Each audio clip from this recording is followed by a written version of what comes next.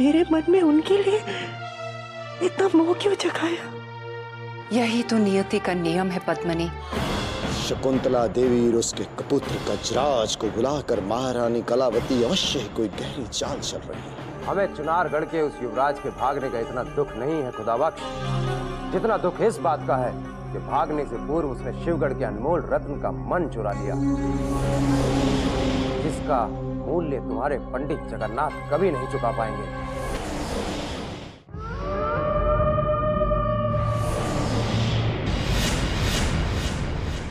हमारा मार्ग रोकने का साहस कैसे किया तुमने चंगेज? गुस्ताखी के लिए माफी शहजादी आलिया, क्योंकि आका का हुक्म है कि आपकी हिफाजत के लिए मैं अपने जिस्म के खून का आखिरी कतरा भी बहा दूं। इसलिए गुलाम का यह पूछना फर्ज बनता है कि आप कहां तशरीफ ले जा रही हैं, और वो भी अकेली। आज के पश्चात हमसे ये दोबारा पूछने का साहस मत करना। जिसकी गुलामी करते हो उसी की रक्षा करो, क्योंकि स्वयं की रक्षा करने में हम कल भी समर्थ थे, आज भी हैं और सदा रहेंगे।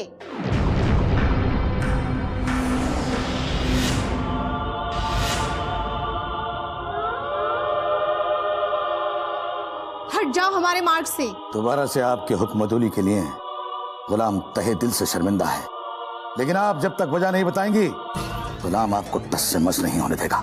चंगेज, हमारा एक हुक्म तुम्हें मृत्यु दंड दिला सकता है। गुलाम को मौत के अलावा किसी चीज से मोहब्बत नहीं,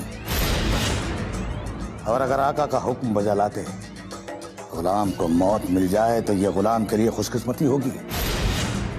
शहजादी आलिया, मैं आपको यहां से अकेले जाने नहीं दूंगा, क्योंकि मेरे आका ने मुझे हुक्म दिया है मैं आपके साथ साथ आपका साया बन के रहूं। कह दो जाकर अपने आका से कि शिवगढ़ की राजकुमारी के पैरों में बेड़ियां डालने का दोबारा प्रयत्न ना करें, वरना उन्हीं बेड़ियों को फांसी का फंदा बनाकर उनके गले में पहना देंगे हम। और अब तुम भी हमारे मार्ग में दोबारा आने का प्रयत्न ना करना, वरना सोमनाथ के पागल गुलाम का बोझ धरती से कम हो जाएगा।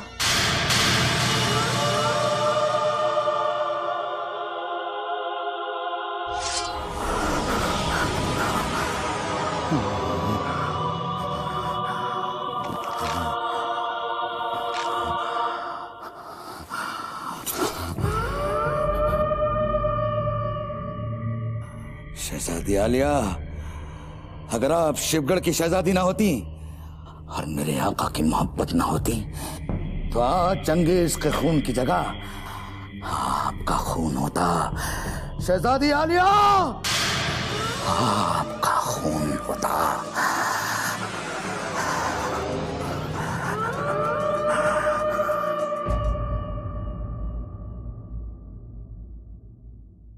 क्या हमने जो सुना है वो सत्य है भवानी सिंह? अवश्य ही सोमनाथ ने राजकुमारी किशोरी का मन जीतने के लिए ये राज खोल दिया है कि कल रात हमने राजकुमारी की हत्या का निर्णय कर लिया था। हम आपसे पूछ रहे हैं, कल रात तलवार लिए हमारे कक्ष में जो साया दिखाई दिया था, क्या वो तुम ही थे? यदि हम कहें यह असत्य है तो आप क्या करेंगे राजकुमारी किशोरी? सत्य कभी छिप नहीं सकता है भवानी सिंह। रात के अंधेरे में तुमने हमें मारने का प्रयास तो अवश्य किया था, परंतु माताश्री के आ जाने से तुम्हारे प्रयत्न विफल हो गया है। बताओ, यही सत्य है ना? सत्य? सत्य को सिद्ध करने के लिए प्रमाण की आवश्यकता होती है राजकुमारी किशोरी, जो आपके पास नहीं। पिताश्री के आ जाने से तुम्हें प्रमाण भी अवश्य मिल जाएगा, क्योंकि तुमने शिवगढ़ की राजकुमारी की हत्या करने का षड्यंत्र रचा है, और पिताश्री के कोप से तुम्हें अब तुम्हारे देवता भी नहीं बचा सकते।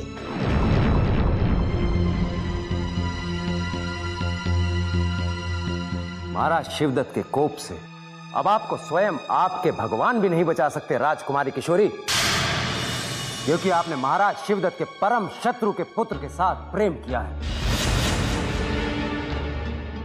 और यदि आप अब भी नहीं संभली और उस शत्रु युवराज को अपने हृदय से नहीं निकाला तो एक पिता के हाथों उसकी पुत्री की हत्या हो जाएगी, और महाराज शिवदत्त पर लगे इस कलंक की जिम्मेदार आप स्वयं होंगी राजकुमारी। चुनारगढ़ के युवराज को भूल पाना इस जन्म में तो क्या, अगले 7 जन्मों में भी संभव नहीं है। किंतु तुम क्या समझोगे कि तुम्हारे मन में शैतान बसा है जो कभी किसी को प्रसन्न देख ही नहीं सकता। आपने बिल्कुल सही पहचाना राजकुमारी, बिल्कुल सही पहचाना। किंतु ये आप भी नहीं समझ पाएंगी कि हमने अपने मन के भीतर यमराज को क्यों बसाया हुआ है। शत्रु युवराज के गले में वरमाला डालने का निर्णय लेकर आपने हमारे भीतर सोए यमराज को जगा दिया है राजकुमारी। किंतु हमारे मन के भीतर बसा वो यमराज तभी अपनी आंखें खोलता है जब कोई महाराज शिवदत्त या फिर शिवगढ़ की प्रतिष्ठा पर प्रश्न चिन्ह लगाने का प्रयास करता है। यदि युवराज इंद्रजीत सिंह से प्रेम करना हमारे पिताश्री के सम्मान पर प्रश्न चिन्ह है, तो ये प्रश्न चिन्ह लग चुका है। और यदि तुम हमें मारना चाहते हो तो इसी वक्त मार डालो, हम तुम्हारे सामने खड़े हैं। किंतु अंधेरे में कायरों की तरह छिपकर वार करने का दोबारा प्रयत्न मत करना, वरना शिवगढ़ के महायोद्धाओं की वीरता कलंकित हो जाएगी।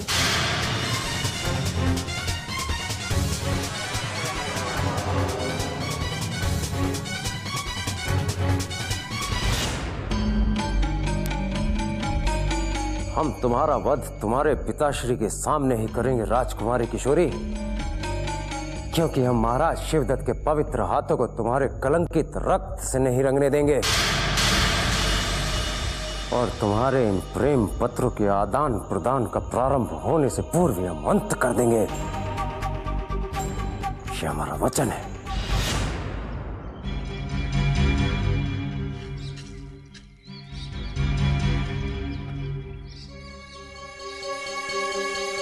इतनी लंबी यात्रा करने के पश्चात शिवगढ़ की सीमा तक पहुंचने में सफलता प्राप्त हो गई है तारा सिंह। यदि मार्ग में कोई बाधा ना आई तो शीघ्र ही शिवगढ़ के महल में प्रवेश करके युवराज का संदेश राजकुमारी किशोरी तक पहुंचा दूंगा और तुरंत ही उनका उत्तर लेकर वहां से वापस लौट आऊंगा।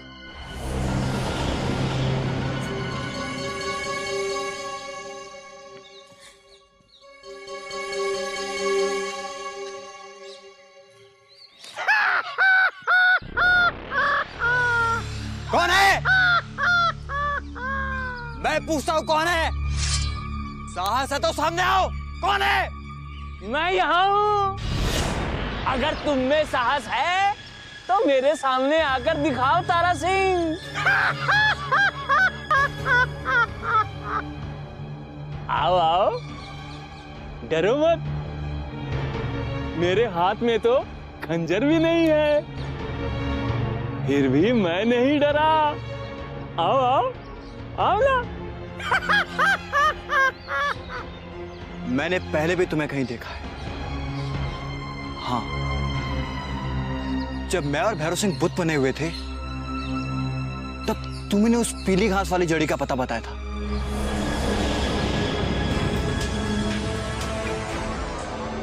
मैं इन्हें बुलवाऊंगा।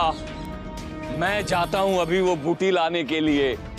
वो बूटी सूंघते ही इनके होठ बोलने लगेंगे।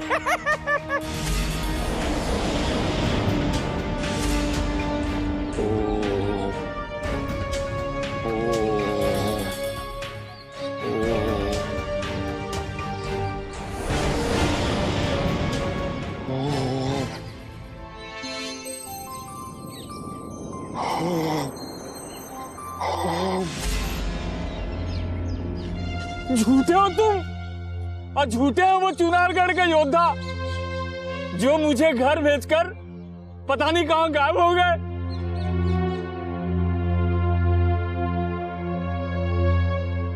लगता है वो मुझे पागल समझते थे, जिन्होंने मेरी बेटी का भूखे होने का बहाना करके मुझसे पीछा छुड़ा लिया। तुम्हें और तुम्हारे साथी को लेके चंपत हो गए। वो हमारे महायोद्धाओं की व्यवस्था थी बाबा। यदि वो आपके साथ ऐसा ना करते। चुप रहो तुम, स्वार्थी हो तुम। यदि मैं उस दिन पीली घास की बूटी नहीं लाता तो तुम आज तक भूत बने रहते और इन पैरों पर कभी नहीं चल सकते। लेकिन मैं तुमसे बदला नहीं लूंगा, क्योंकि मुझे बदला तो शिवदत्त से लेना है। उस शिवदत्त से जिसने मेरी पत्नी को मारा था, जिसने मेरी बेटी को मारा था, जिसने मेरी पत्नी को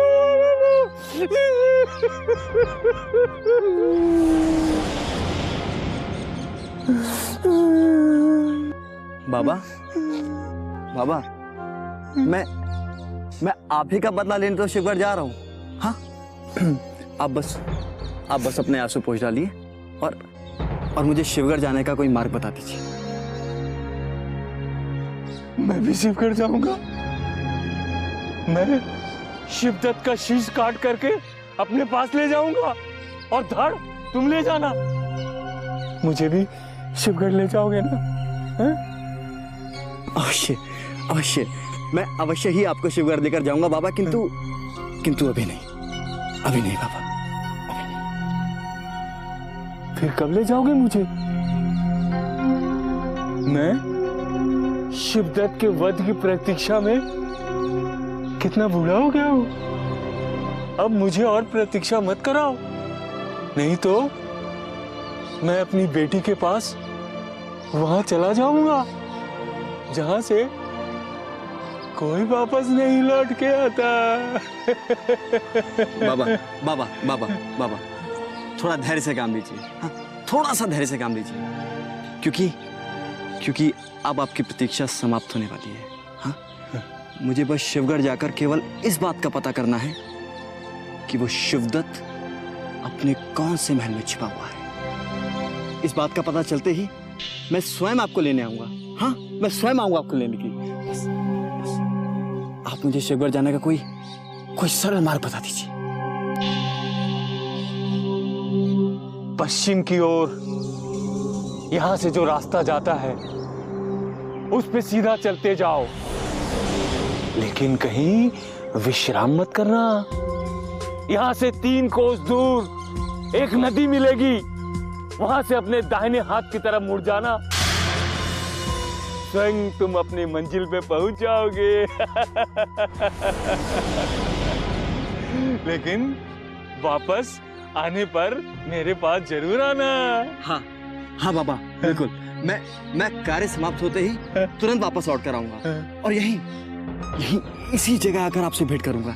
हाँ, चलता हूँ। हाँ, अब मुझे आज्ञा दीजिए। अब बस नदी के किनारे जाकर ही विश्राम करूंगा। हाँ, अपना ध्यान रखिएगा। खुश रहो।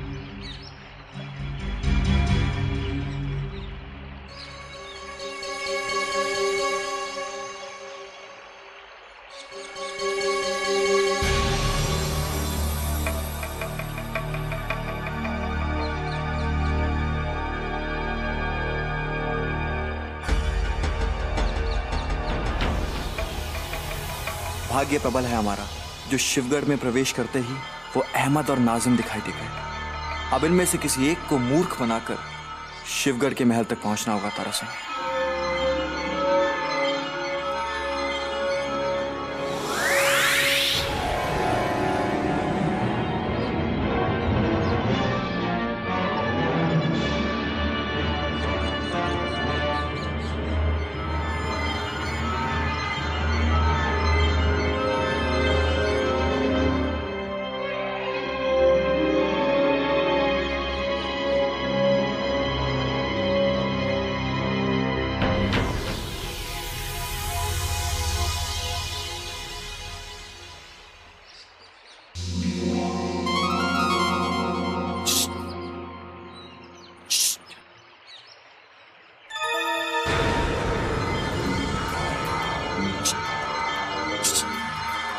ये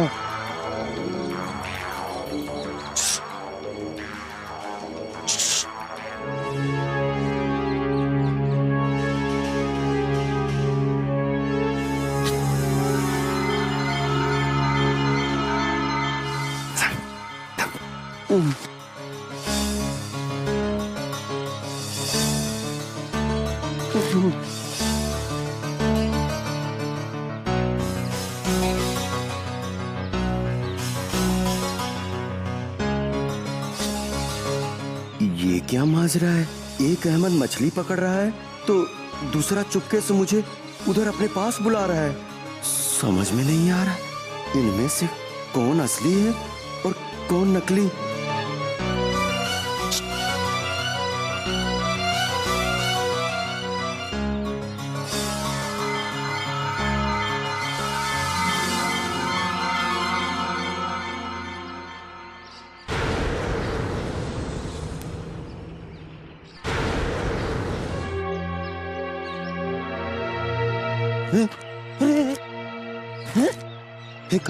कौन हो तुम? ये कैसा सवाल पूछ रहे हो नाजिम? तुम अपने बचपन के दोस्त को भूल गए? मैं अहमद हूं। अच्छा, तुम अहमद हो तो वो कौन है? यही जानने के लिए तुम्हें मैंने बुलाया है। जिसके साथ तुम इतनी देर से मछलियां पकड़ रहे हो वो कौन है? वो क्या सोच रहे हो नाजिम? क्या तुम्हारी आंखें भी धोखा खा गई? वो दुश्मन का कोई जासूस है जो तुम्हें फंसाने के लिए आया है। लेकिन तुम्हारी किस्मत बुलंद है कि तुम्हारे फंसने से पहले ही मैं आ गया। ये कह रहे हो तुम? अच्छा हुआ मैं उस बेरुपये के जाल में नहीं फंसा। आया था मछली फंसाने, कम वक्त मुझे ही फंसाने लगा था। अब देर मत करो और जल्दी से इसे महल में लेके चलते हैं। फिर देखना महारानी हमें देखकर बहुत बड़ा इनाम देगी। ठीक कह रहे हो। हुजूर की गैर हाजिरी में अगर हमने ये बड़ा काम कर दिया तो हुजूर से भी बड़ा नाम हो जाएगा हमारा। हाँ, ये बिल्कुल सही। लेकिन ये उलझन है, अगर तुम सामने पड़ गए और वो आ गया तो मुझे पता कैसे चलेगा कि कौन असली और कौन नकली? हाँ नाजिम, मुझे देखकर वो खुद को असली अहमद साबित करने की कोशिश करेगा, इसलिए मेरा जाना ठीक नहीं होगा। कहीं ऐसा न हो जाए कि नकली के चक्कर में असली कारागार पहुंचा दिया जाए। एक तरकीब है मेरे पास। मैं तुम्हें ले चल के महल में छोड़ देता हूँ और वापस आ जाता हूँ। फिर इस बेरूपियों को बहला फुसला के कारागार पहुंचा देता हूँ। कैसी रही? हो गई ना बात? वाह नाजिम, वैसे तो तुम बहुत समझदार हो। फिर अब जल्दी से मुझे महल में छोड़ाओ और इसे आकर गिरफ्तार करवा देना। फिर देखना तुम्हारी बहादुरी और अक्लमंदी के गीत सारे शिवगढ़ में गाए जाएंगे। अब जल्दी चलो, अगर इसने हमें देख लिया तो लेने के देने पड़ जाएंगे। नहीं नहीं नहीं नहीं, चलो चलो चलो चलो, आ जाओ। अच्छा अच्छा अच्छा।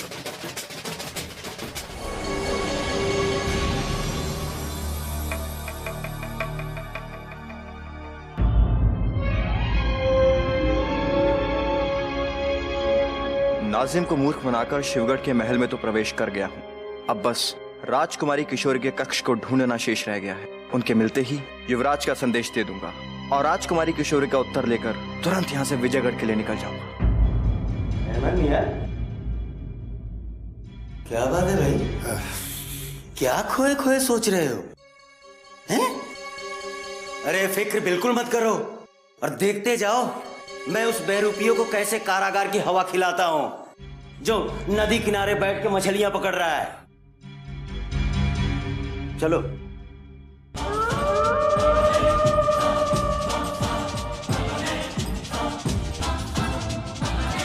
क्या बात है अहमद नाजिम, आजकल आप लोग अकेले ही?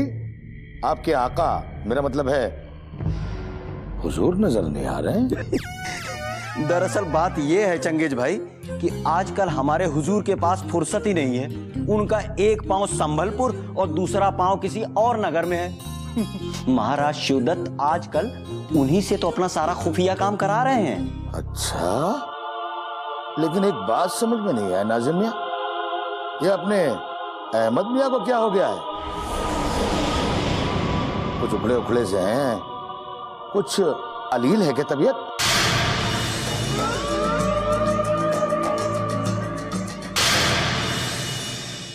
लेकिन एक बात समझ में नहीं आया नाजिम मियां, ये अपने अहमद मियां को क्या हो गया है? कुछ उखड़े उखड़े से हैं, कुछ अलील है क्या तबीयत? अल्लाह हौल वला कुव्वत, हमारी सेहत को क्या होगा चंगेज भाई? हम तो ये सोच सोच कर उखड़े जा रहे हैं कि यहाँ जिधर देखो उधर साजिशें चल रही है। समझ में ये नहीं आता है कि असली कौन है, नकली कौन है। हमें तो कभी कभी खुद पे भी शक होने लगता है, हम असली हैं या नकली हैं। अबे आप असली हैं या नकली कुछ समझ में नहीं आ रहा है। यार मैं समझाता हूँ ना चंगेज भाई कि ये जो है वो नहीं है और जो ये नहीं है वो ये है। अरे अपने जहन पर इतना जोर क्यों डाल रहे हो चंगेज भाई? मैं समझाता हूं ना। दरअसल दुश्मन का कोई जासूस इनकी शक्ल अख्तियार करके नदी किनारे बैठ के मछलियां पकड़ रहा है। क्या कहा तुमने? अहमद की शक्ल का दूसरा आदमी नदी किनारे मछली पकड़ रहा है?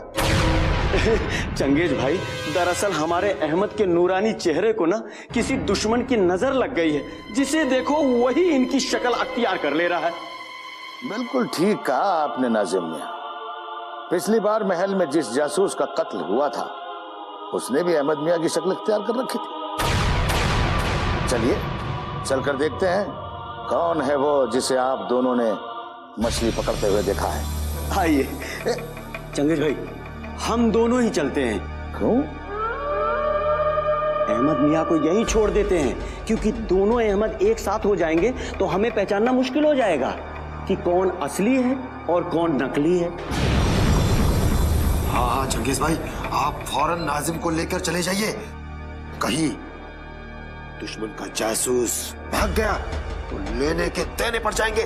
तुम फिक्र मत करो अहमद मियां, चंगेज के रहते नकली तो क्या असली भी नहीं भाग पाएगा। चलो। भाग्य साथ दे रहा है। अब शीघ्र अतिशीघ्र अपना कार्य पूर्ण करके यहां से निकल जाना चाहिए तारा सिंह। राजकुमारी किशोरी का कक्ष कहां होगा किसी से पूछ भी नहीं सकता, वरना मुझ पर तुरंत संदेह हो जाएगा और मुझे कारागार में बंदी बना दिया जाएगा। ए, ठहरो। कहां भागे चले जा रहे हो कामचोर? वो मारे गए तारा सिंह। लगता है डरावनी सुनरी अहमद की पत्नी है। पता नहीं अभी तेरा क्या हाल करेगी। सुबह से कहां घूम रहे थे तुम? मैं देख रही हूँ, जब से भीम बलवान के पिताश्री बाहर गए हैं तुम्हारे पर कुछ अधिक ही निकल गए हैं। और तो और तुम तो ये भी भूल गए कि मैंने तुम्हें घर में बुलाया था सब्जी लाने के लिए। आपने मुझे सब्जी लाने के लिए बुलाया था? और नहीं तो क्या, हीरे मोती लाने के लिए बुलाया था। आने दो इनको, उनके आते ही सबसे पहले तो तुम्हारी नौकरी की छुट्टी करवाती हूँ। बहुत मटर गश्ती कर ली तुमने। वैसे तुम सुबह से थे कहाँ पे? तुम्हें पता है तुम्हारी वजह से सारा काम पड़ा हुआ है, घर में झाड़ू तक नहीं लगा और कपड़े तो अभी तक मैले पड़े हैं। हे भगवान, ये कोई स्त्री है या स्त्री के वेश में चुड़ैल की आत्मा? और ये भीम व बलवान कौन सी बला है जिनका नाम ले लेकर ये मुझे इतना डरा रही है? अब मूर्खों की तरह खड़े खड़े मेरा मुंह क्या देख रहे हो? ये सुंदर चेहरा क्या पहली बार देख रहे हो जो अपनी मनहूस नजरें गड़ाए हुए हो? अब चलो घर पर चलो, बर्तन करो, कपड़े करो, फिर जाकर सब्जी लेकर आना। अब जल्दी से घर चलो। झाड़ू बर्तन करने के पश्चात सब्जी मंडी के लिए 9-2-11 हो जाना। चलो।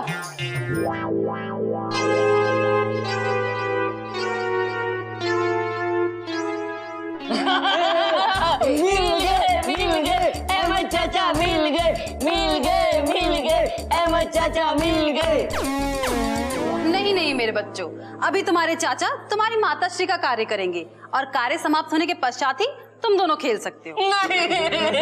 नहीं माताश्री नहीं, हमने कभी भी आज तक अहमद चाचा के साथ घोड़ा नहीं खेला है। मैं और भीम भैया अहमद चाचा की पीठ पे बैठ के पूरे राजमहल में घोड़ा खेलेंगे। है ना भीम भैया? नहीं, आज मेरी पीठ में बहुत दर्द है।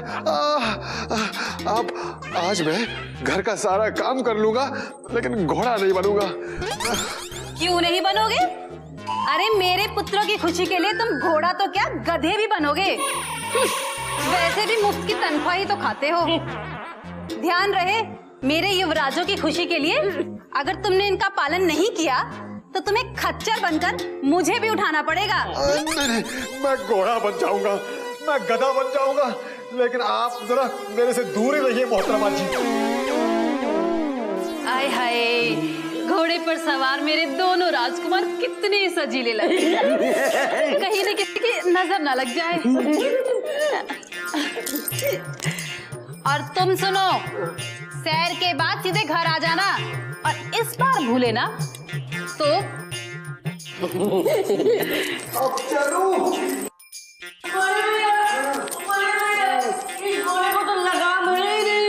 लगाम की क्या हो सकता है बलवान?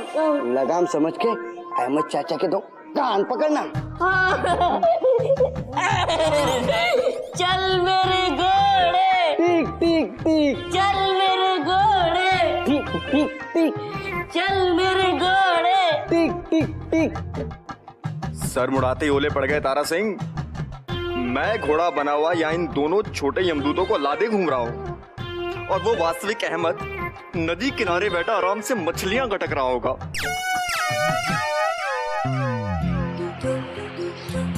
नाजिम, नाजिम, नाजिम। पता नहीं नाजिम कहाँ चला गया अचानक। लगता है मछली पकड़ते पकड़ते किसी बड़ी मछली का शिकार हो गया है। अब शिवगढ़ जाकर इसकी खबर देनी होगी।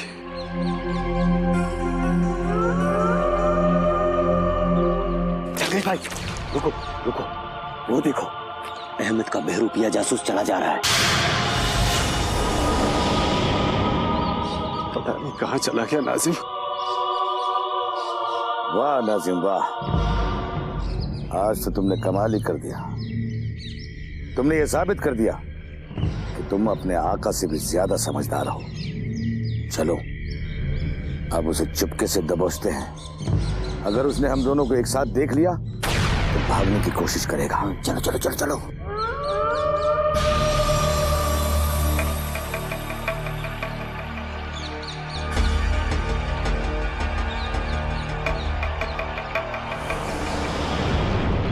कहाँ चला गया नाजिम?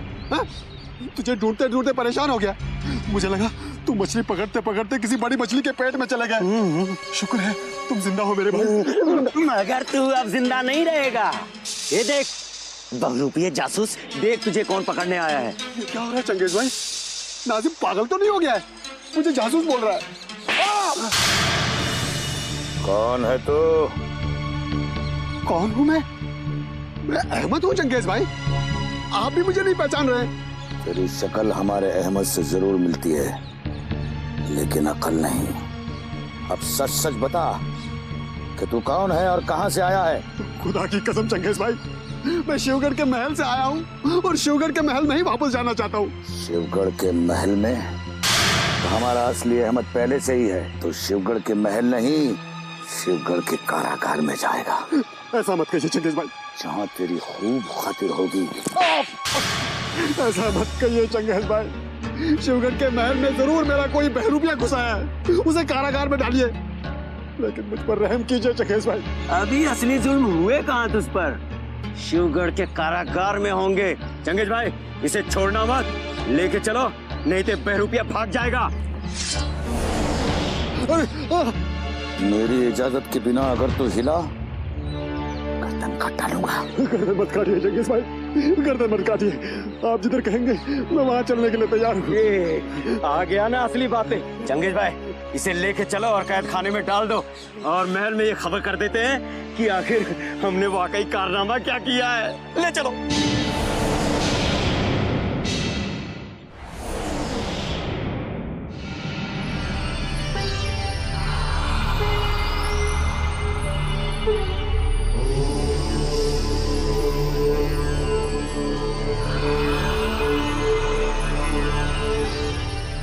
आदाब स्वामी जी।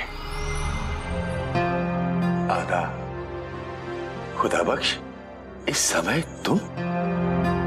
क्या पंडित जगन्नाथ जी का आगमन हो चुका है महल में? जी नहीं स्वामी जी, अभी तक तो नहीं, लेकिन विंध्याचल से किसी भी वक्त वो इस महल में आ सकते हैं। खुदा बख्श, पंडित जगन्नाथ जी का इस समय महल में होना अति आवश्यक है,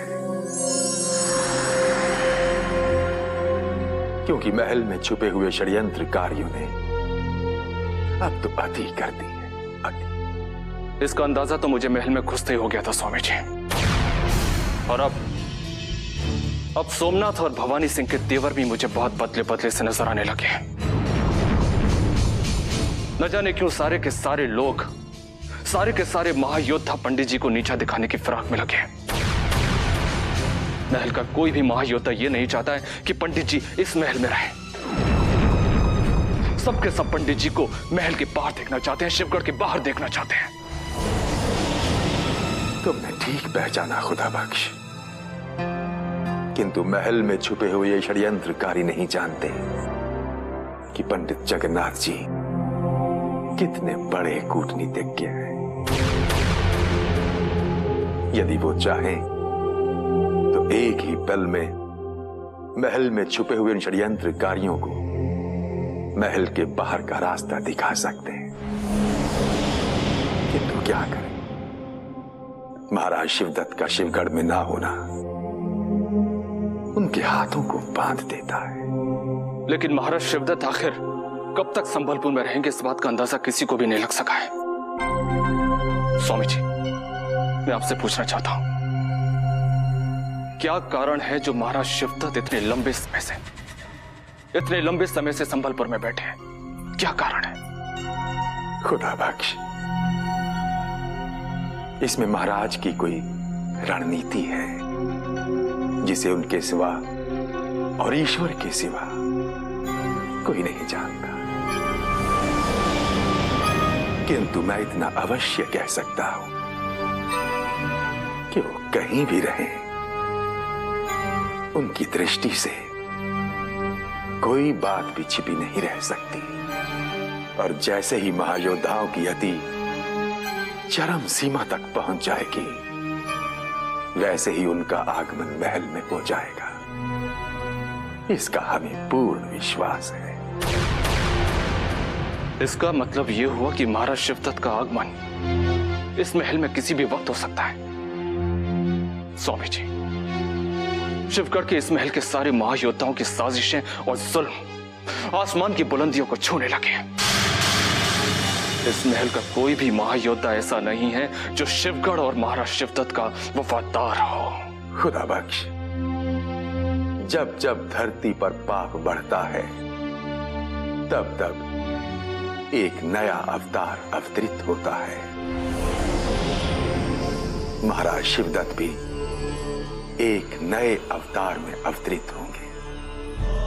मैं पूर्ण विश्वास के साथ कह सकता हूं कि जैसे ही पंडित जगन्नाथ जी का आगमन होगा महल में, उसी समय ये समस्त षड्यंत्रकारी उनसे छुपते फिरेंगे।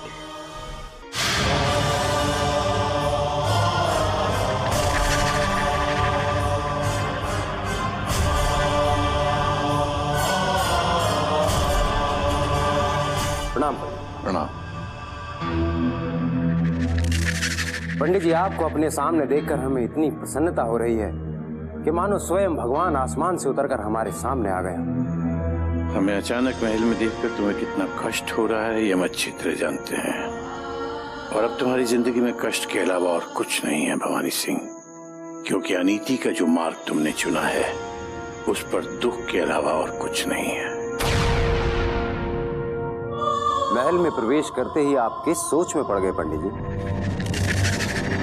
मैं सोच रहा था कि तुम्हें वाकई हमें देखकर प्रसन्नता हुई है या सिर्फ प्रसन्नता का दिखावा कर रहे हो भवानी सिंह, क्योंकि तुम्हारी शक्ल देखकर तो यही लगता है कि हमें अचानक महल में देखकर तुम्हें कोई प्रसन्नता नहीं हुई बल्कि बहुत दुख हुआ है। ये आप कैसी बातें कर रहे हैं पंडित जी? अभी तो हम तो आपकी कब से प्रतीक्षा कर रहे थे। हमारा यकीन कीजिए, आपकी अनुपस्थिति में शिवगढ़ के सम्मान को बचाना असंभव हो गया था, और यदि आप आने में और अधिक विलंब करते तो शिवगढ़ के साथ साथ महाराज शिवदत्त की मर्यादा पर भी कलंक लग जाता। हम अच्छी तरह समझ रहे हैं तुम्हारा इशारा किस तरफ है, किंतु तुम ये कभी नहीं समझोगे कि प्रेम क्या होता है, प्रेम की परिभाषा क्या होती है, क्योंकि तुमने जिंदगी में कभी प्रेम किया ही नहीं। इसका मतलब ये हुआ कि पंडित जगन्नाथ किशोरी और चुनारगढ़ के युवराज के प्रेम संबंध जान गए और उसे बढ़ावा भी दे रहे हैं, जो हम कभी सहन नहीं करेंगे। ज्यादा सोचकर तुम मेरा ही नहीं अपना समय भी बर्बाद कर रहे हो। बस इतना समझ लो कि सच्चा प्रेम कभी मरता नहीं है, और भगवान जब दो दिलों को मिलाता है तो दुनिया की कोई ताकत उन्हें अलग नहीं कर सकती। बेहतर यही है कि अन्याय के जिस रास्ते पर तुम जा रहे हो उससे तुरंत वापस लौट जाओ, वरना ऐसा ना हो कि हमारे आशीर्वाद के पश्चात महाराज शिवदत्त के आशीर्वाद का हाथ भी तुम्हारे सर से न उठ जाए।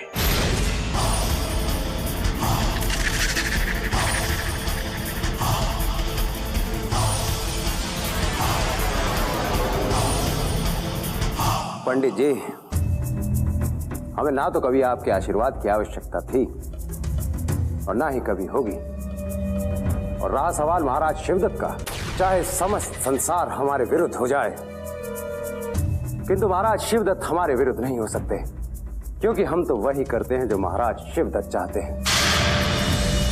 अब हो सके तो आप स्वयं को बचा लीजिए, क्योंकि राजकुमार और राजकुमारी के प्रेम को मूक समर्थन देकर आपने भवानी सिंह के हृदय में विष भर दिया है।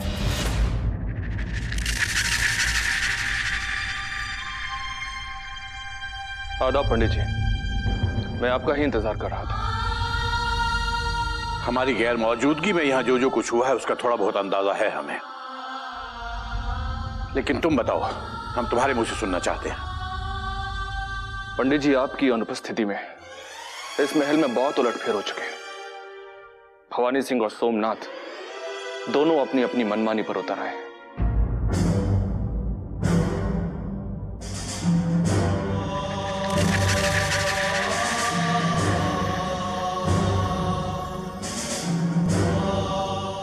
मतलब वही हुआ जिसका हमें अंदेशा था।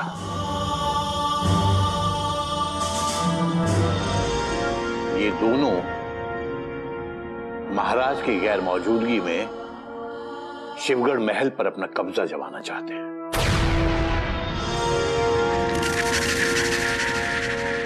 और कोई विशेष सूचना? महल में भवानी सिंह और सोमनाथ के बीच आपसी टकराव की बहुत चर्चा है पंडित जी। पता चला है कि दोनों की तलवारें कई बार एक दूसरे का सर काटने के लिए अपने म्यानों से निकल चुकी हैं। फिक्र मत करो, ये दोनों आपस में लड़कर मर बेशक जाएंगे, किंतु शिवगढ़ की एक ईंट पर भी कब्जा नहीं कर सकते हैं। महारानी कलावती और राजकुमारी किशोरी के बारे में कोई खास बात? मैंने सुना है कि उन दोनों के बीच की दूरियां बहुत बढ़ गई हैं। उन्होंने एक दूसरे से बात करना भी बहुत कम कर दिया है, और इसलिए महारानी ने नाराज होकर संबलपुर जाने का निर्णय भी कर लिया है।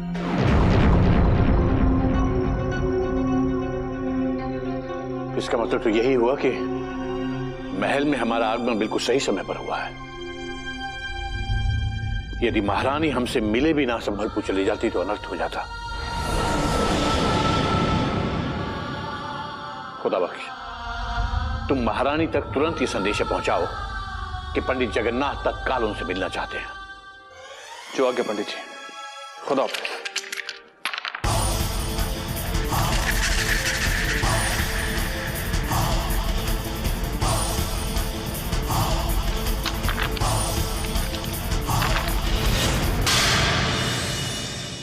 क्या पंडित जगन्नाथ महल में लौट आए हैं खुदा बख्श?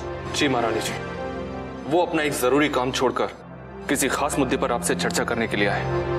यदि आप उनसे मिलने का वक्त मुकर्रर करती हैं तो आपकी उनसे फौरन मुलाकात हो सकती है। हम अभी और इसी वक्त उनसे मिलना चाहते हैं, क्योंकि हम कब से उनकी प्रतीक्षा कर रहे हैं।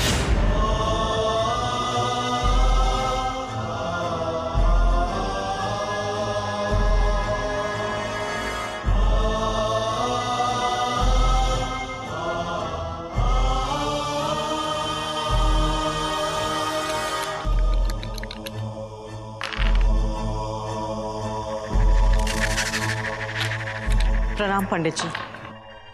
प्रणाम महारानी। महारानी, आपने यहाँ आने का कष्ट क्यों किया? मैंने खुदा बख्श से कहा था कि मैं आपसे मिलना चाहता हूँ। आप आदेश दे देती, मैं स्वयं आपके पास हाजिर हो जाता। आपके आगमन की सूचना सुनते ही हम स्वयं को रोक नहीं सके, क्योंकि इस महल की घुटन और समस्त महायोद्धाओं के मन के षड्यंत्र से हम घबरा से गए हैं। मैं आपकी व्यथा को कुछ कुछ समझता हूं महारानी, और पिछले कई दिनों से मेरा रमल भी मुझे अजीब अजीब से संकेत दे रहा था। यहां तक कि उन संकेतों से घबराकर मुझे राज्य के एक अत्यंत गोपनीय कार्य को बीच में ही अधूरा छोड़कर यहां आना पड़ा। हम आपके आभारी हैं पंडित जी, परंतु यहां रहना हमारे लिए जीते जी मृत्यु के समान है। इसलिए हमने संबलपुर जाने का निर्णय ले लिया है, किंतु किशोरी को अपने साथ जाने के लिए मना न सके, क्योंकि क्षमा कीजिए महारानी, किंतु राजकुमारी किशोरी अब संबलपुर नहीं जाएंगे। उन्होंने चुनारगढ़ की कुलवधू बनने का फैसला कर लिया है महारानी।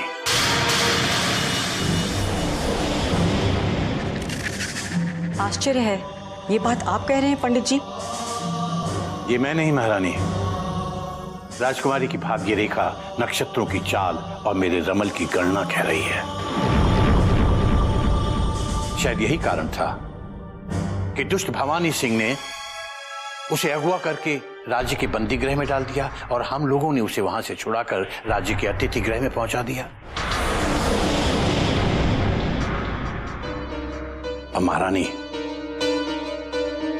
ये भी विचित्र संयोग की बात है कि संबलपुर से लौटते वक्त आप राजकुमारी किशोरी को अपने साथ ले आईं, और यहां आकर उसकी मुलाकात युवराज इंद्रजीत से हो गई, और उन दोनों में प्रेम का अंकुर फूटने लगा।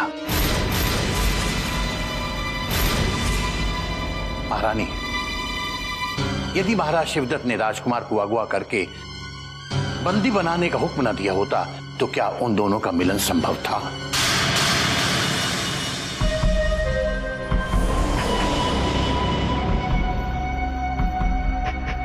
किंतु अनहोनी को कौन टाल सकता है महारानी? यदि प्रेम की ये आग संबलपुर तक पहुंच गई तो महाराज अपने ही हाथों किशोरी और उनकी खुशियों का गला घोंट देंगे। ये बात तो आप भी जानते हैं पंडित जी। तो क्या एक पिता के भाग्य में कन्यादान की जगह पिंडदान लिखा है? महारानी, यदि ऐसा होना है तो उसे दुनिया की कोई भी शक्ति रोक नहीं सकती। राजकुमारी किशोरी के कदम अब प्रेम के पथ पर इतने आगे बढ़ चुके हैं कि उनका लौटना असंभव है। इसलिए उनके पथ पर अब कांटे बिछाने से कोई फायदा नहीं है, बल्कि मैं तो कहूंगा कि आपको राजकुमारी के इस प्रेम पथ पर अपनी ममता के फूल बिछाने चाहिए, ताकि वो अपने आप को नितांत अकेला ना महसूस करें। महारानी, प्रेम का पहला कदम बढ़ाते ही यहाँ सबके सब उनके दुश्मन हो चुके हैं। हम अपनी बेटी की खुशियों में कभी दीवार नहीं बनना चाहते हैं, किंतु महाराज के भय ने हमें असमंजस में डाल दिया है। इसलिए उनके मन की टो लेने हम संबलपुर जा रहे हैं, और अबोध किशोरी का ध्यान रखने के लिए हमने अपने दूर के रिश्ते की बड़ी बहन शकुंतला देवी और उसके पुत्र गजराज को बुलाया है। उनके आते ही हम चले जाएंगे। अब इस महल का और राजकुमारी का भार आपके कंधों पर। महारानी, हम अपनी अंतिम सांस तक आपके इस भरोसे को बनाए रखने का प्रयत्न करेंगे और साथ ही ईश्वर से प्रार्थना करेंगे कि वे राजकुमारी किशोरी का प्रेम सफल बनाए। हम चाहकर भी अब तक अपना संदेश नहीं पहुंचा सके युवराज, किंतु आपकी क्या व्यवस्था है जो अभी तक आपने हमें एक भी संदेश नहीं भेजा? अपने देश जाने के पश्चात कहीं आप हमें भूल तो नहीं गए? यदि आप भूल भी गए तो भी हम कभी आपको भूल ना सकेंगे,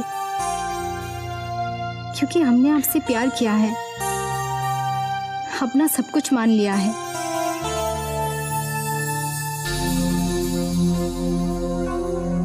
एक बुरी सूचना है राजकुमारी जी। चुनारगढ़ से आया हुआ एक अय्यार शिवगढ़ की सीमा पर पकड़ा गया है। कौन है वो? अवश्य ही युवराज ने उसके हाथों कोई संदेश भेजा होगा। हमें भी यही लगता है राजकुमारी जी, किंतु महल में पहुंचने से पहले ही चंगेज खान ने उसे पकड़कर किसी अज्ञात स्थान पर छुपा दिया है। तुरंत पता करो कि उसे कहाँ छुपाया गया है। हम कैसे भी उसे मुक्त कराएंगे, क्योंकि वो हमारा शत्रु नहीं बल्कि सम्मानित संदेशवाहक है। हमने अपने कुछ विश्वास पात्र गुप्तचर लगा दिए हैं राजकुमारी जी। हमें जैसे ही पता चलेगा हम तुरंत आपको सूचित कर देंगे। कैसी विडंबना है ये, उनका संदेश इतने समीप आकर भी हमसे इतना दूर है और हम चाहकर भी कुछ नहीं कर पा रहे। वो कहते हैं ना, अगर मन में सच्ची चाह होती है तो ईश्वर भी उसका साथ देते हैं राजकुमारी। और मुझे पूरा विश्वास है युवराज इंद्रजीत का संदेश आप तक जरूर पहुंचेगा। उनके भेजे संदेश और संदेशवाहक का ईश्वर रक्षा करे, किंतु भय है यदि दुष्ट चंगेज ने सोमनाथ को कुछ बता दिया तो अनर्थ हो जाएगा।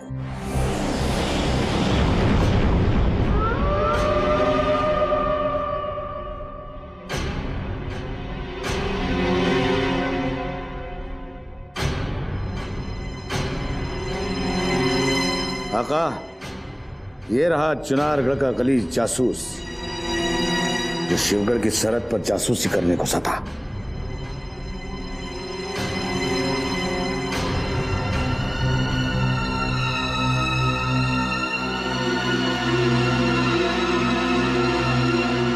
ये तो बिल्कुल अहमद की तरह दिखाई देता है। मैं अहमद ही हूँ हुजूर, मैं अहमद ही हूँ।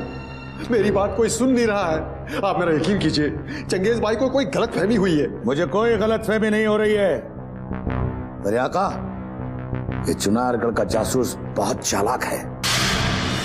ये बहरूपिया है। इसने अहमद का रूप लिया है और इत्मीनान से बैठकर नदी पर मछलियां पकड़ रहा था। इसका जिंदा रहना खतरे से खाली नहीं मेरे आका। इसे फौरन कत्ल कर दिया जाए। नहीं नहीं हुजूर, मेरे पे रहम कीजिए। अगर आप लोगों ने मेरा कत्ल कर दिया तो आप लोगों को बहुत पछताना पड़ेगा, क्योंकि मैं शिवगढ़ का एक वफादार सिपाही हूं।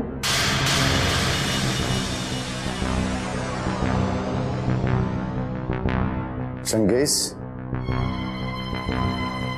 कहीं ये सत्य तो नहीं कह रहा, क्योंकि इसमें और अहमद में कोई अंतर दिखाई तो नहीं दे रहा। कैसे दिखेगा हुजूर? मैं अहमद ही हूं, मैं अहमद ही हूं। मैं दुश्मन का कोई जासूस नहीं हूं। हाँ हुजूर, अगर आपको यकीन नहीं आता हो, आप मेरे हुजूर जनाब क्रूर सिंह जी को बुला के लाइए। वो देखते ही मुझे पहचान जाएंगे। मगर इस समय क्रूर सिंह महल में नहीं है, क्या ये तुम नहीं जानते? तो फिर हो गया ना साबित मेरे आका कि यही दुश्मन का जासूस है। अगर ये हमारा अहमद होता तो उसे ये इल्म होता कि क्रूर सिंह कई दिनों से महल में नहीं है।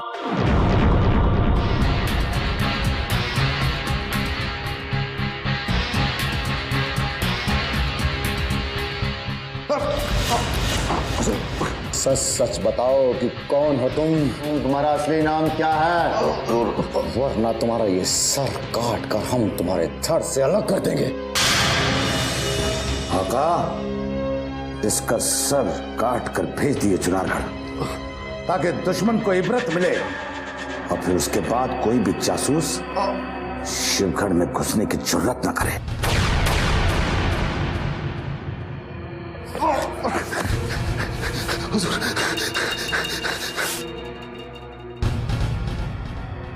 चंगेज, हम पहले उस अहमद से मिलना चाहते हैं, उसके बाद हम ये निर्णय लेंगे कि इस अहमद का सर काट कर हम चुनारगढ़ भेजें या उस अहमद का। कहाँ है वो? हमारा अहमद इस वक्त अपने आका क्रूर सिंह के घर पे बैठा आराम फरमा रहा है।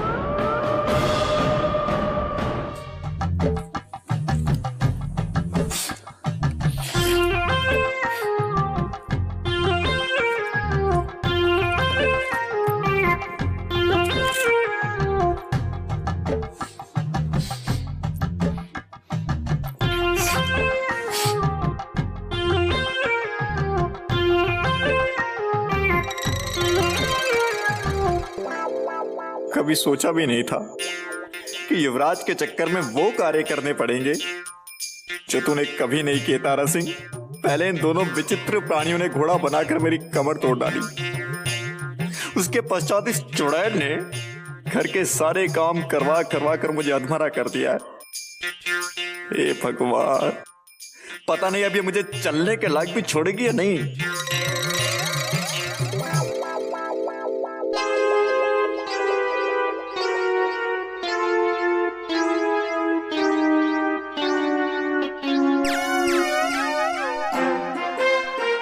ये जो तेरी आंखें हैं ना, बैंगन की तरह भून कर खा जाऊंगी। शर्म नहीं आती है दो दो बच्चों की माँ को घूरते हुए? मैं तो आपके बेटे के जैसा हूँ अम्मी जान, मैं भला आपको कैसे घूर सकता हूँ? हे भगवान, इसको जरा सी अकल दो। बुढ़ा कहीं का, एक पैर कब्र में है लेकिन अभी भी अपने आप को बच्चा ही समझता है। ये क्यों नहीं कहता कि मैं तुझे बेटी जैसी नजर आती हूँ? चल चल, देख क्या रहा है, सब्जी काट। और सुनो अहमद चाचा, कई महीनों से हम दोनों भाई ने नहाया नहीं है। जल्दी से सब्जी काटने के बाद पीछे झील में ले जाके हम दोनों भाई को घीस घीस के नहला देना। क्या?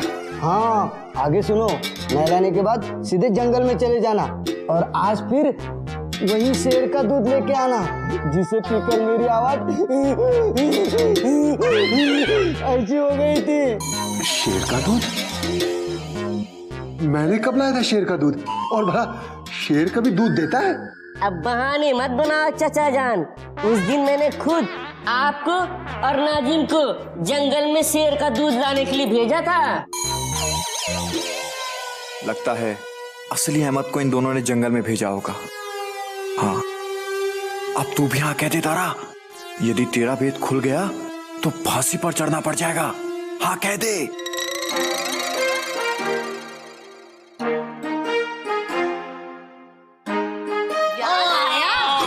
कुछ याद आया? याद आया। अच्छा ये बता, तू शेर का ही दूध लाया था ना? गधे का तो नहीं ना? शेर का ही दूध लाया था, शेर का ही दूध लाया था अम्मी जान, मेरा मतलब भाभी जान। अब कान छोड़ दीजिए नहीं तो आपके हाथ में आ जाएंगे। मगर तू शेर का दूध लाया था तो मेरे बच्चों की आवाज गधे जैसी क्यों? सच बता, दूध शेर का ही था ना? ये तो मुझे नहीं पता है कि वो शेर का दूध था या गधे का दूध था। ये आप कमबख्त नाजिम से पूछिए, क्योंकि जंगल के अंदर नाजिम गया, मैं तो बाहर पहरा दे रहा था। आने दो तुम्हारे पिताश्री को। इस अहमद को और उस कमजोर नाजिम को डंडे ना पड़वाए तो मेरा नाम भी मोहिनी नहीं। हाँ, लेकिन माताश्री, हमारे पिताश्री गए कहाँ और आएंगे कब? जैसे कि भला वो मुझे बता कर जाते हैं।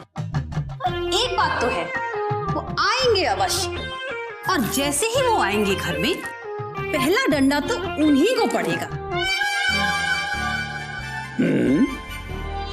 चुनारगढ़ के युवराज के यहाँ से भागने के पश्चात शिवगढ़ के इस महल में कैसा सन्नाटा छाया हुआ है।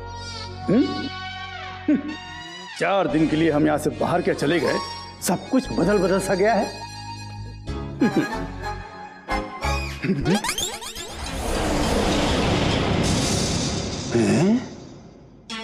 ये हम क्या देख रहे हैं? पंडित जगन्नाथ शिवगढ़ के इस महल में फिर से वापस आ गए हैं। अवश्य ही चुनारगढ़ के युवराज के भागने के पश्चात महल में कुछ उथल पुथल मची है। महायोद्धा क्रूर सिंह पंडित जगन्नाथ की चापलूसी में ही अब भलाई है। चलो पंडित जी। महल में बस एक इस कपटी की ही कमी रह गई थी। पता नहीं कहां से भटकते हुए आ रहा है मूर्ख। प्रणाम पंडित जी, धन्य भाग्य हमारे कि आप महल में फिर से पधारे। महल में पांव रखते ही आपके दर्शन हो गए। आपको देखकर ऐसा प्रतीत होता है जैसे चारों तीर्थ एक साथ सामने आ गए हों और समस्त देवताओं के एक साथ दर्शन हो गए हों। क्यों हमें मनुष्य से भगवान बना रहे हो क्रूर सिंह? वैसे भी तुम्हारे जैसे शैतान के मुंह पर भगवान अच्छा नहीं लगता। तुम तो ये बताओ कि कहां से भटकते हुए आ रहे हो? अब आपसे क्या बताएं पंडित जी, पिछले कुछ दिनों से हम शिवगढ़ के भयानक जंगलों में भटकते हुए सीमा सुरक्षा की जांच का कार्य देख रहे थे, क्योंकि समस्त महायोद्धा शिवगढ़ के महल में बैठकर महाराज शिवदत्त के विरुद्ध षड्यंत्र रचने में लगे हुए हैं। इसीलिए हम अकेले ही निकल गए थे और सीमा सुरक्षा का सारा प्रबंध करके वापस लौट आए। ये क्यों नहीं कहते कि तुम चुनारगढ़ के उस युवराज की तलाश में भटक रहे थे जो शिवगढ़ के तमाम महारथियों को पछाड़कर सुरक्षित अपने महल में पहुंच चुका है? ये मत समझो क्रूर सिंह कि पंडित जगन्नाथ को शिवगढ़ और शिवगढ़ में चलने वाले तमाम षड्यंत्रों की खबर नहीं है। तुम और तुम्हारे जैसे सब षड्यंत्रकारियों की खबर हमें तुरंत मिल जाती है। तुम्हें शायद इस बात की अभी खबर नहीं। पंडित जी आप तो अंतर्यामी है। पंडित जी अंतर्यामी है, भला आपसे कोई बात छुपी रह सकती है? किंतु सत्य कह रहा हूं, उस अबोध युवराज का पीछा हम कतई नहीं करना चाहते थे, परंतु भवानी सिंह और सोमनाथ ने हमें ऐसा करने पर विवश कर दिया था। अपने पापों का बोझ दूसरों पर डालने की तुम्हारी बहुत पुरानी आदत है, जिससे महल का हर आदमी परिचित है। किंतु तुम कभी नहीं बदलोगे, क्योंकि तुम कुत्ते की वो पूंछ हो जो कभी सीधी नहीं हो सकती।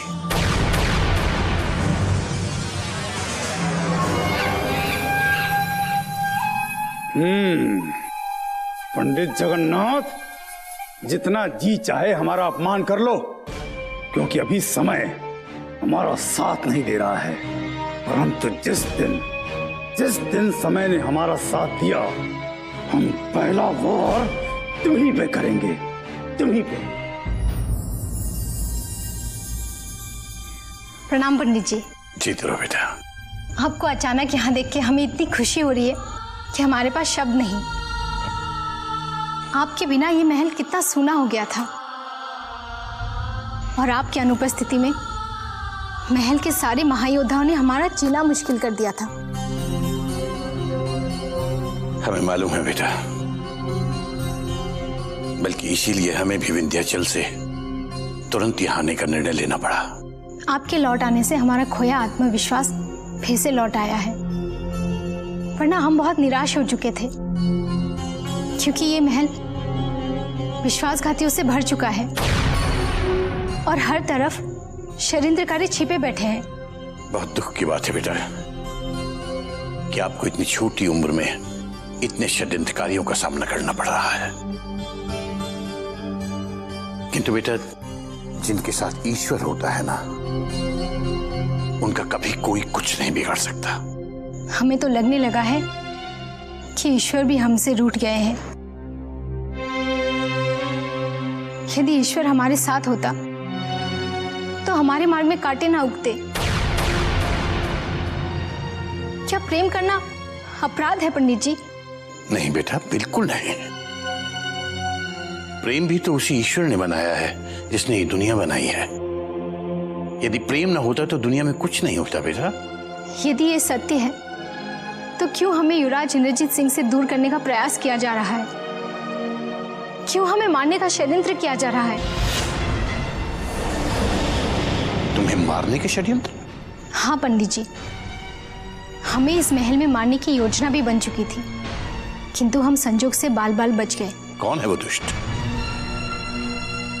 किसने तुम्हें मारने का षड्यंत्र रचा था? भवानी सिंह। भवानी सिंह?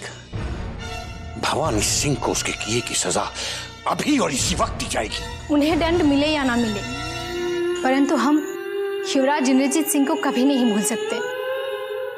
अब आप ये महल छोड़ के कहीं मत जाइए, वरना भवानी सिंह और सोमनाथ जैसे दुष्ट हमारे प्रेम की बगिया को खिलने से पहले ही उजाड़ देंगे। बेटा, हम कहीं भी रहें, किंतु तुम पर और तुम्हारे प्रेम पर कोई आंच नहीं आने देंगे। तुम निश्चिंत रहो, हमारा आशीर्वाद तुम्हारे साथ है। अब मैं देखता हूं कि भवानी सिंह तुम्हारी ओर दृष्टि उठाकर देखता भी कैसे है।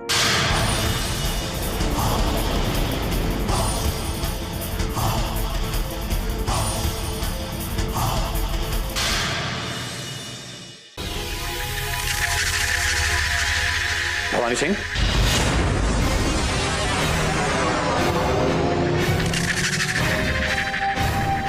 पंडित जी, आपने क्यों कष्ट किया? हमें संदेशा भिजवा दिया होता, हम स्वयं आपके कक्ष में आ जाते। क्या ये सच है कि तुमने राजकुमारी किशोरी की हत्या का घृणित षड्यंत्र रचा था? मैं पूछ रहा हूं, क्या तुमने राजकुमारी किशोरी की हत्या का घृणित षड्यंत्र रचा था? सत्य है पंडित जी, किंतु दुर्भाग्यवश हम ऐसा कर न सके। मृत्यु के बीच में आकर महारानी ने राजकुमारी को प्राण दान दे दिया, अन्यथा अब तक हम मां भवानी के पवित्र चरणों में राजकुमारी का रक्त चढ़ा चुके होते। भवानी सिंह, राजकुमारी की घृणित हत्या का षड्यंत्र रच के तुमने ये भी नहीं सोचा कि राजकुमारी तुम्हारे महाराज शिवदत्त की बेटी है और दुनिया में उन्हें सबसे अधिक प्रिय है। यदि राजकुमारी के रक्त की एक बूंद भी बह गई होती तो महाराज शिवदत्त ने अब तक तुम्हारा सर धड़ से अलग कर दिया होता। यदि महाराज शिवदत्त के हाथों हमें मृत्यु प्राप्त हो जाए तो हम स्वयं को सबसे सौभाग्यशाली योद्धा समझते पंडित जी, क्योंकि महाराज शिवदत्त के अलावा कोई हमें मार भी नहीं सकता। हमें पूर्ण विश्वास है यदि हम राजकुमारी किशोरी का वध कर देते तो महाराज प्रसन्नता से हमें अपने गले लगा लेते, क्योंकि कर तो हम वही रहे हैं जो महाराज शिवदत्त चाहते हैं।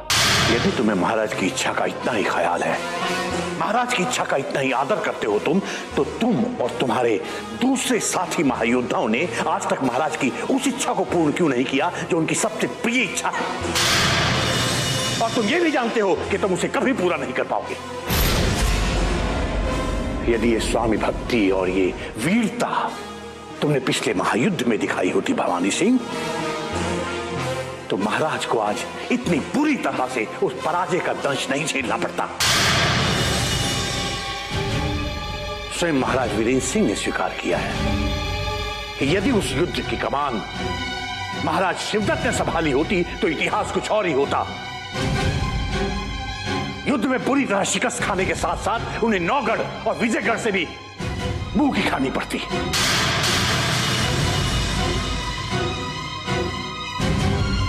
तुमने महाराज शिवदत्त का विश्वास और उनके भरोसे को तोड़ा है। तुम और तुम्हारे जैसे दूसरे महायोद्धा यदि उस महायुद्ध में अपनी अपनी जान बचाकर भाग नहीं खड़े होते तो महाराज को इस पराजय का मुंह नहीं देखना पड़ता। महायोद्धा वो होता है भवानी सिंह जो युद्ध में अपना शीश कटा देता है, ना कि वो जो कि नपुंसकों और कायरों की तरह युद्ध से भाग खड़ा होता है।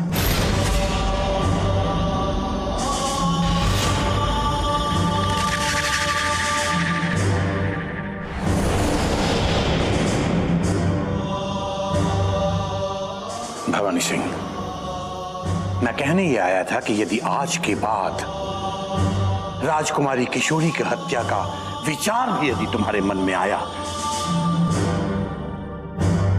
तो तुम इस जहां से उठ जाओगे। और ये मैं नहीं, मेरा रमल और तुम्हारे ग्रहों की दशा कह रही है।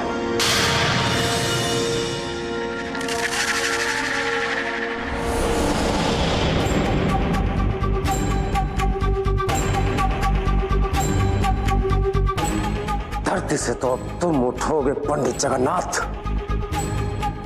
क्योंकि तुमसे पूर्व इस धरती पर यमराज को हमने बुलाया है और शिवगढ़ के योद्धाओं की स्वामी भक्ति पर प्रश्न चिन्ह लगाकर तुमने स्वयं यमराज का स्वागत किया है। ये भवानी सिंह कह रहा है, जो स्वयं यमराज है।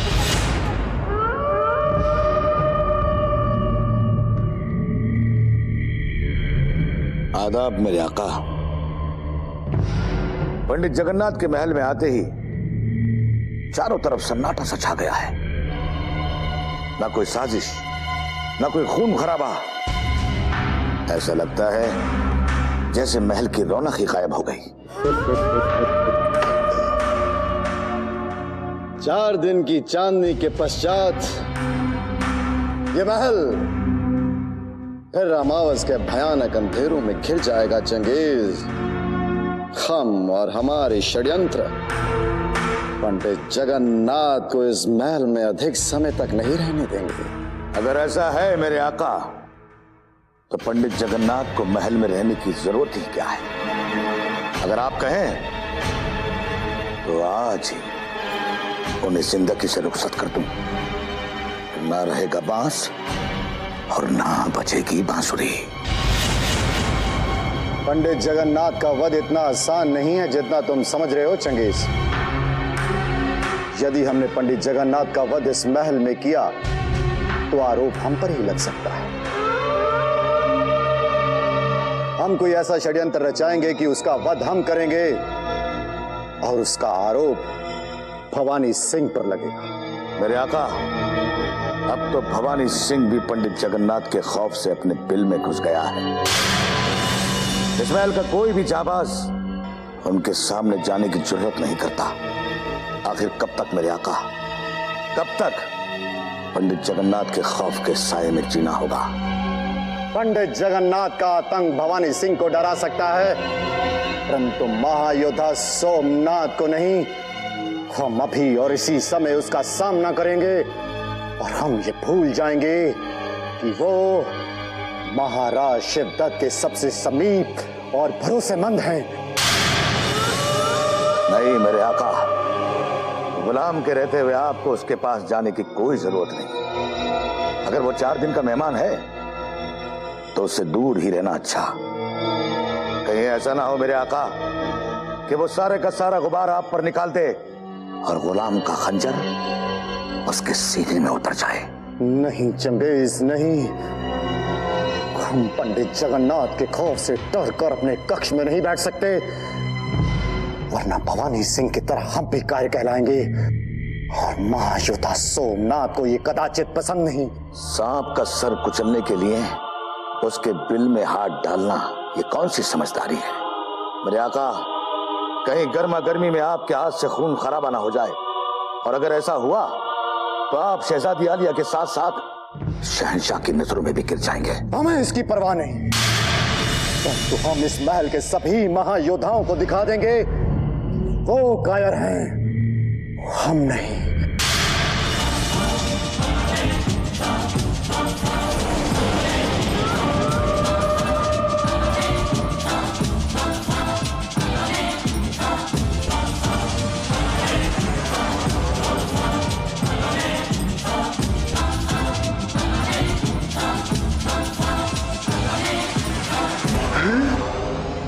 वाह चंगेज खान, वाह!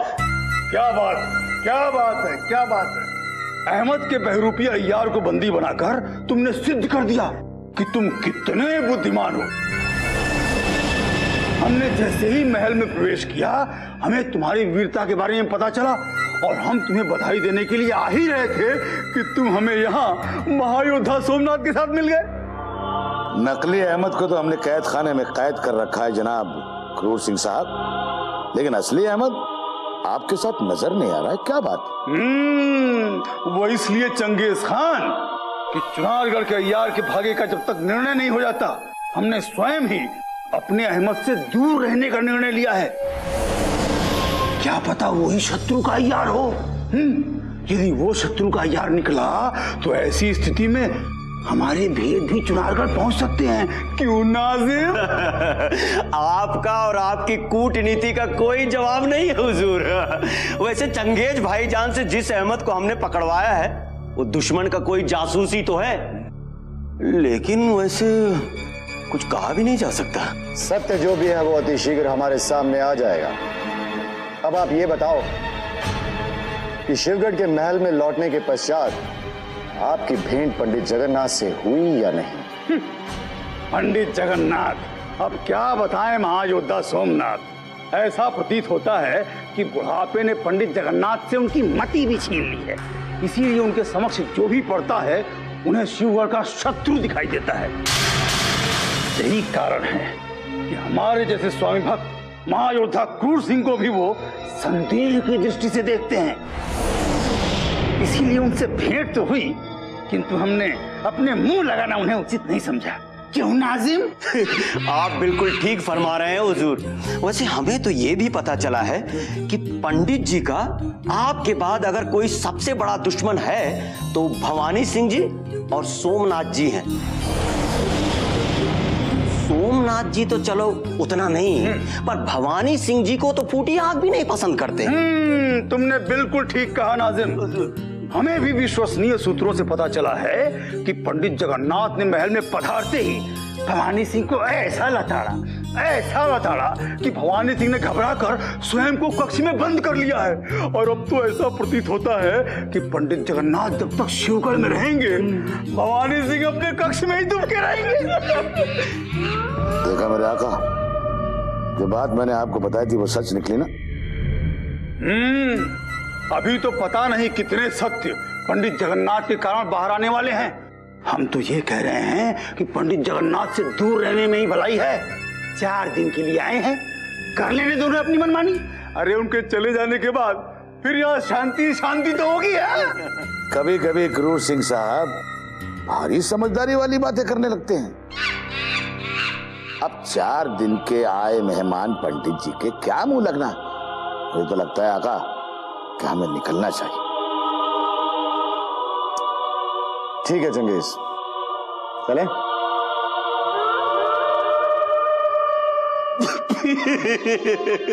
हुजूर, एक बात गौर की आपने? क्या? जिस सोमनाथ को आज तक आप नहीं डरा सके, पंडित जी की दहशत उसे एक ही पल में हरा दिया, उल्टे पांव भाग गया।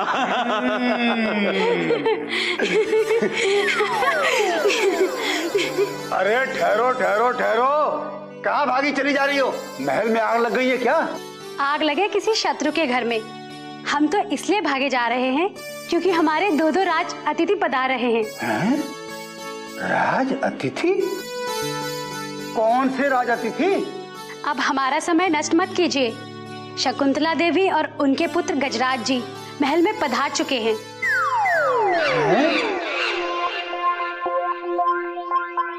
अरे या परवरदिगार, ये मैं क्या देख रहा हूँ?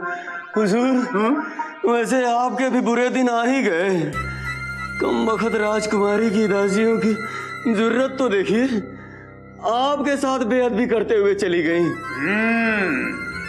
हम सब समझ रहे हैं नाजिम, अपने विरुद्ध हो रहे सारे षड्यंत्रों को समझ रहे हैं। अवश्य ही पंडित जगन्नाथ ने इन दासियों को उकसाया होगा। देख लेंगे, इनको भी देख लेंगे। लेकिन अभी तो ये देखना है कि ये शकुंतला देवी और गजराज सिंह हैं कौन?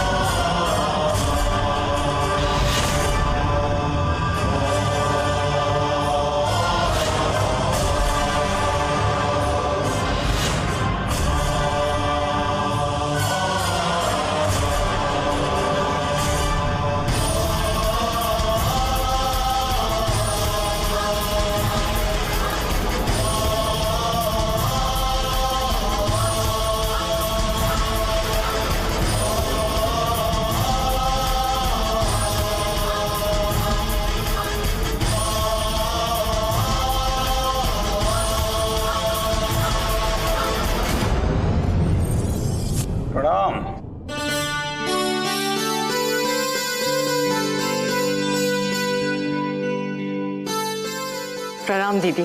आइए, शिवगढ़ के इस महल में आपका स्वागत है।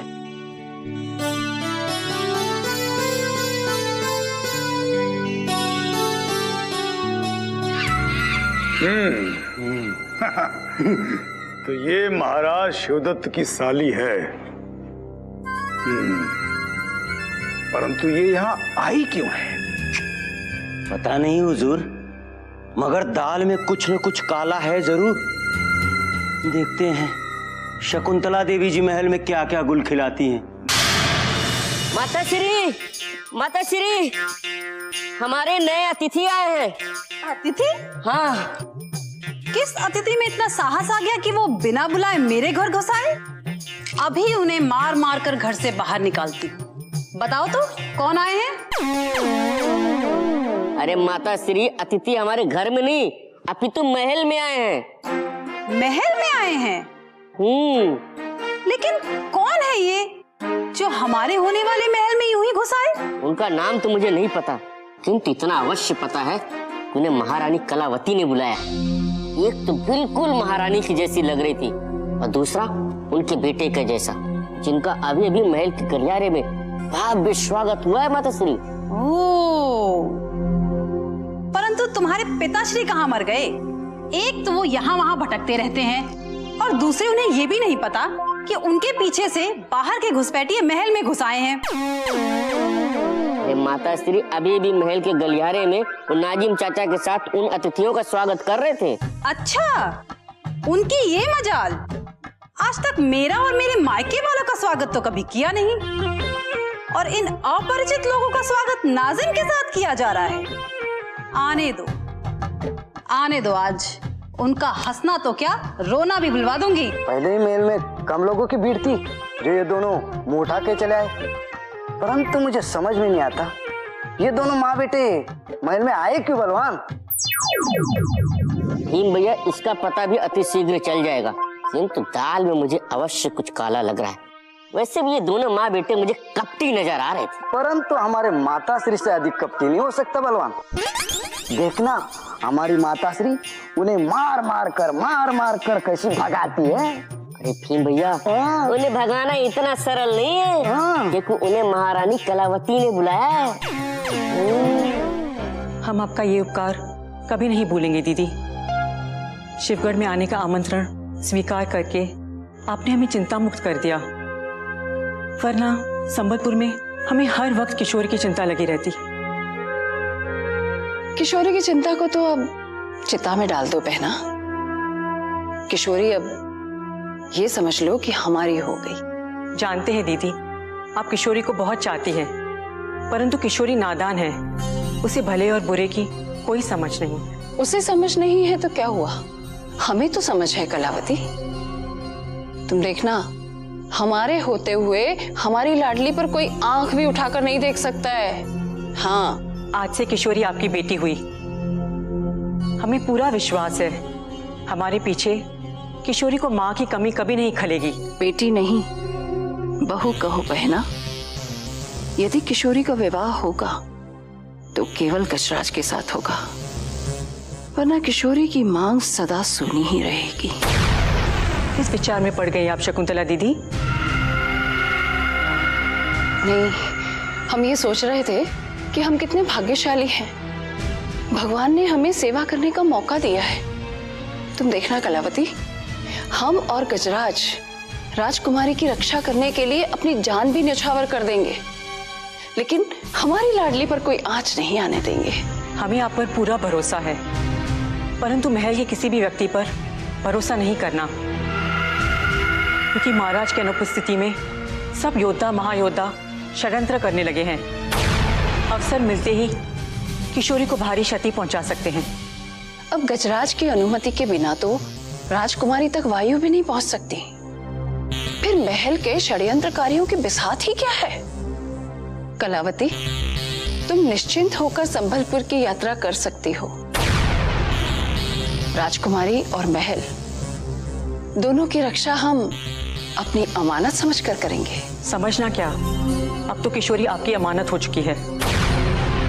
बस इस महल में पंडित जगन्नाथ के सिवाय हमारा कोई नहीं है। हम उन्हें पिता समान मानते हैं और उनके हर आदेश का पालन करना अपना धर्म समझते हैं। और आपसे भी यही आशा है दीदी। क्षमा करना बहना, हम तुम्हारी नहीं बल्कि अपनी ही आशाओं की पूर्ति के लिए इतनी दूर से यहाँ आए हैं। और महल से तुम्हारे प्रस्थान करते ही हम सबसे पहले उस पंडित जगन्नाथ को अपने वश में करेंगे, जिसके आदेश का तुम पालन करती हो। क्योंकि वो वश में आ गए तो शिवगढ़ का ये सारा महल भी हमारे वश में हो जाएगा।